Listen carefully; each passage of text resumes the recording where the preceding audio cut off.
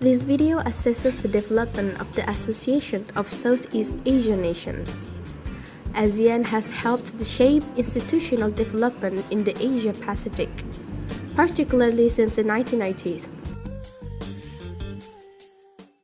It remains at the center of Asia-Pacific regionalism. However, ASEAN diverse membership and its need to maintain the fundamental principle of non-intervention limits its ability to reform. Asia was first introduced by the Allies with the name Southeast Asia Command in Sri Lanka, because at the time, the Southeast Asia region was occupied by Japan during the time of the World War II.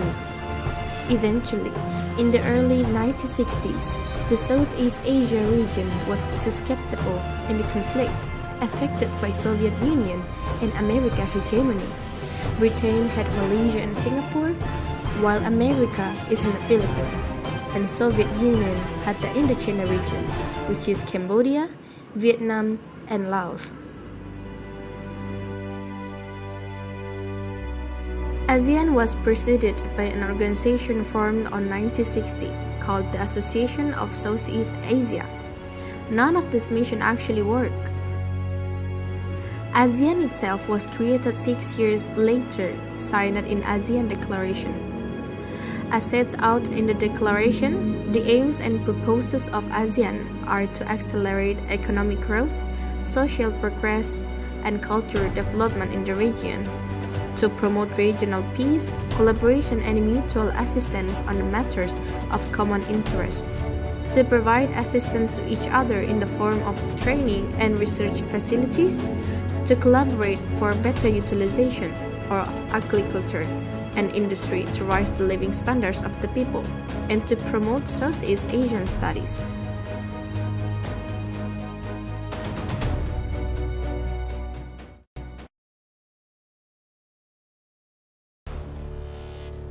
There are 3 issues to watch in 2019: elections and governance.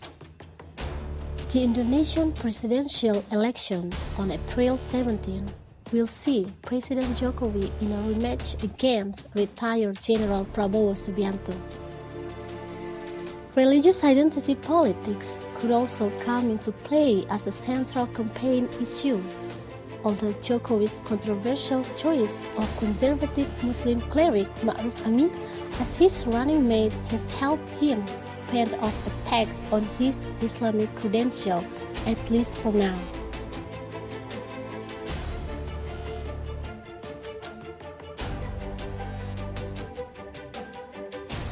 Elsewhere in the region, in the Philippines on May 2019, will serve a test for how far Duterte can take the country on divisive issues such as his drugs war and how the public weighs his foreign policy choices regarding China, including effectively solving their disputes in the South China Sea. Meanwhile, in Myanmar, patience with Aung San Suu Kyi is running out internationally and among some domestic elites on both on the Rohingya issue and badly needed economic reforms. Choices that Aung San Suu Kyi makes on these issues will affect Myanmar's economic prospects and its relations with the world and could threaten to return Myanmar to a state of semi-isolation in the international community.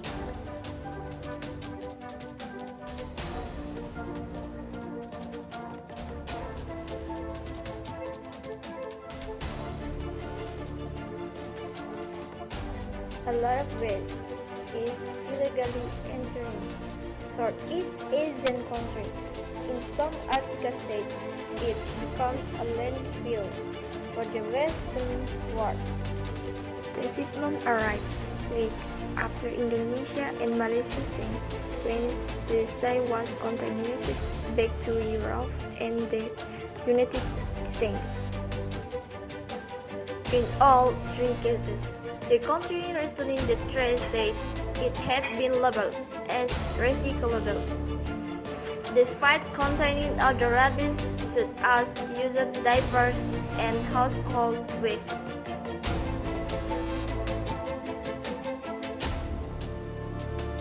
Second, Indonesia's forest fires are an annual problem, but have been worsened this year by particularly dry weather. And in recent days, since those smoke floating over Malaysia, Singapore, and Thailand, and triggered a diplomatic round.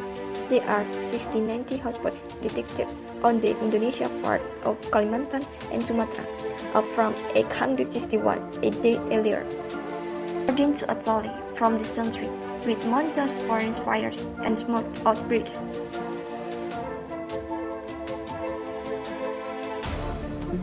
Governance challenges for businesses. ASEAN is home to a wide variety of businesses, including a number of huge family-owned conglomerates and state-linked enterprises, like the Central Group in Thailand, Salim Group in Indonesia, state-linked Singtel in Singapore, and Vinamilk in Vietnam.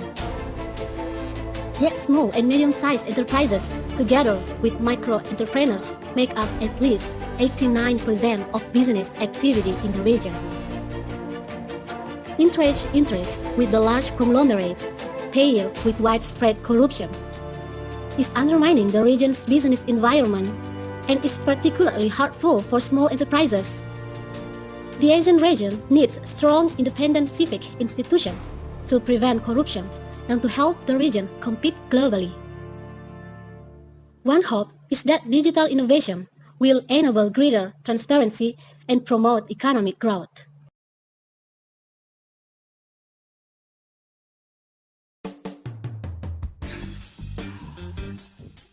The ASEAN region is undergoing a phase of sustained economic growth and human development, notwithstanding the current trade wars and currency fluctuation. What was once an agrarian backwater struggling with poverty less than a century ago is now one of the most exciting regions in the world. In 2018, ASEAN has combined gross domestic product of $2.9 trillion and is the third fastest growing major ASEAN economy after China and India. In terms of technology, the region is quickly evolving into a global hub with a robust tech startup scene and is currently home to a number of unicorns such as Grab, Sea, and Gojek. ASEAN is a great example for diversity of ethnic, religion, culture, and we still can rock with it. The most important thing is to build ASEAN consciousness. I hope you guys enjoyed the explanation and terima kasih.